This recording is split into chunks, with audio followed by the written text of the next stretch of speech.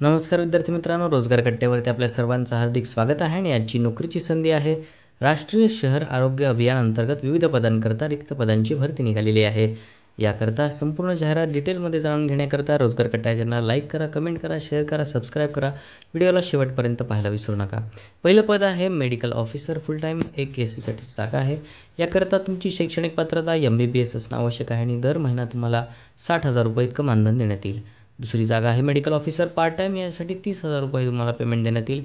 याच्यामध्ये एक वॅकन्सी आहे gynaecologist, ophthalmologist, ENT, physician, paediatric, surgeon, specialist.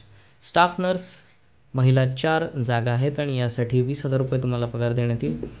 LHV यासाठी GNM आणि BSc नर्सिंग कोर्स करणे आवश्यक आहे. 20,000 रुपये तुम्हाला पेमेंट आहे. फार्मसिस्टसाठी 2 जागा आहेत ओपनसाठी, एक STसाठी एक, आणि यासाठी 17,000 रुपये पेमेंट तुम्हाला देण्यात येईल. 12वी सायन्स असणं प्लस D फार्मसी असणं आवश्यक आहे.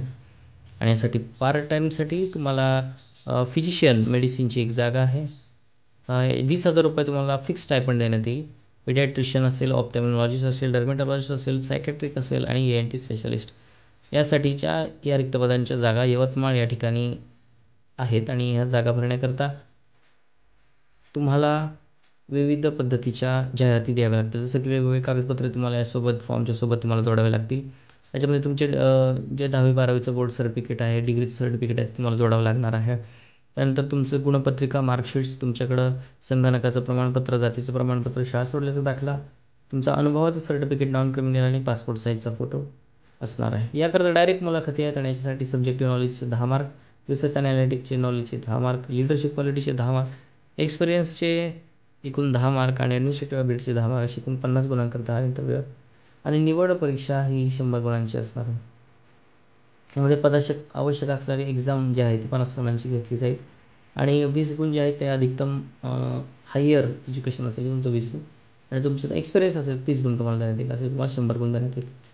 आणि मग या आधारे तुमचं सिलेक्शन असेल फायनलाईज केलं जाईल.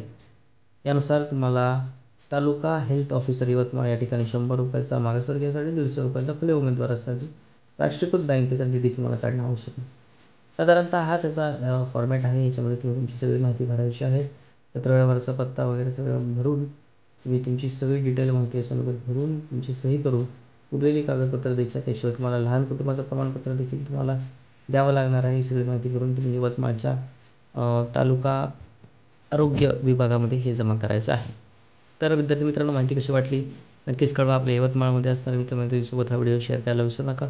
चॅनलवर नवीन असाल तर रोजगार कट्टा चॅनलला लाईक करा, कमेंट करा, शेअर करा, सबस्क्राईब करा. थँक्यू.